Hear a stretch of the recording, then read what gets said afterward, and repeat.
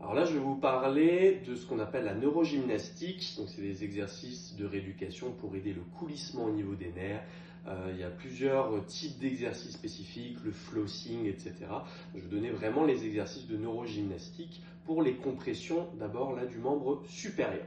Donc, on a une compression au niveau du nerf médian qui peut se traduire par un syndrome du canal carpien, des douleurs dans la main, etc.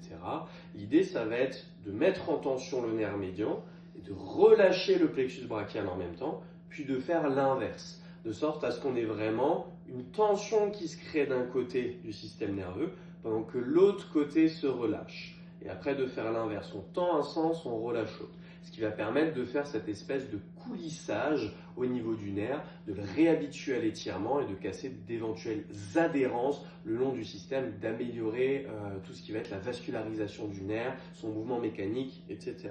Donc pour le nerf médian, l'idée pour le mettre en tension, ça va être tout simplement de tendre ici son coude et de faire une extension du poignet avec la paume de main qui à la base regardée vers le ciel. Donc ce mouvement-là s'appelle soit l'égyptien, soit le freeze the bird.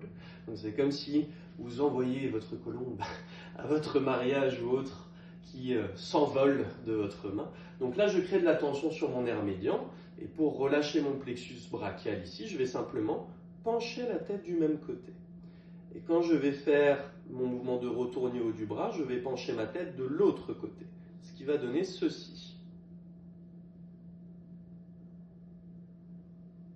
Donc là, vous voyez, j'étire ici mon nerf médian, je relâche mon plexus brachial, je relâche le nerf médian, je tends mon plexus brachial. Donc ça à répéter une dizaine de fois, vous pouvez faire ça plusieurs fois par jour. Vous devez sentir qu'après, le fait de mettre en tension le nerf crée beaucoup moins de sensations de douleur, de picotement, de paresthésie, de fourmillement, tout ce genre de symptômes neurologiques. Donc voilà pour le nerf médian. Pour le nerf ulnaire. Alors le nerf ulnaire, ça va être le mouvement à peu près opposé. Ça va être un mouvement où on va venir ici en flexion du coude, comme si on voulait ici venir plaquer sa main contre sa joue. Là, je mets en tension mon nerf médian. Ça va être exactement, mon nerf ulnaire, pardon. Ça va être exactement la même chose. Ça veut dire que je vais relâcher mon plexus brachial, tendre mon nerf ulnaire, et puis je vais faire l'inverse. Je vais détendre mon nerf ulnaire et je vais tendre mon plexus brachial. Et je fais ce mouvement-là, pareil, une dizaine de fois. En aucun cas, quand vous faites des mouvements de ce type, cela ne doit créer une très grosse douleur.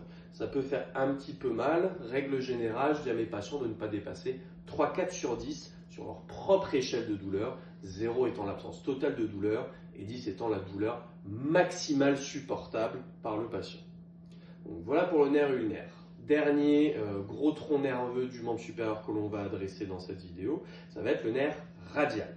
Donc ça va être avec l'exercice de tips please. Ça, c'est les serveurs américains qui ne sont payés que par des tips, qui faisaient des petits gestes discrets aux consommateurs des bars et restaurants pour demander un petit pouvoir à glisser dans la main. Donc l'idée, ça va être toujours pareil, de mettre d'abord le nerf en tension. Donc c'est tout simplement abaisser ici l'épaule et faire en sorte de faire une rotation interne et une extension, une flexion au niveau du poignet. Et de cette position-là, on va encore une fois relâcher le plexus brachial. Et là, on va tout simplement jouer avec la main. Donc, je vais ramener la main au neutre, voire en extension, étendre le plexus brachial et faire l'inverse. Je relâche le plexus brachial, je tends le nerf radial, j'étire le plexus brachial, je relâche le nerf radial.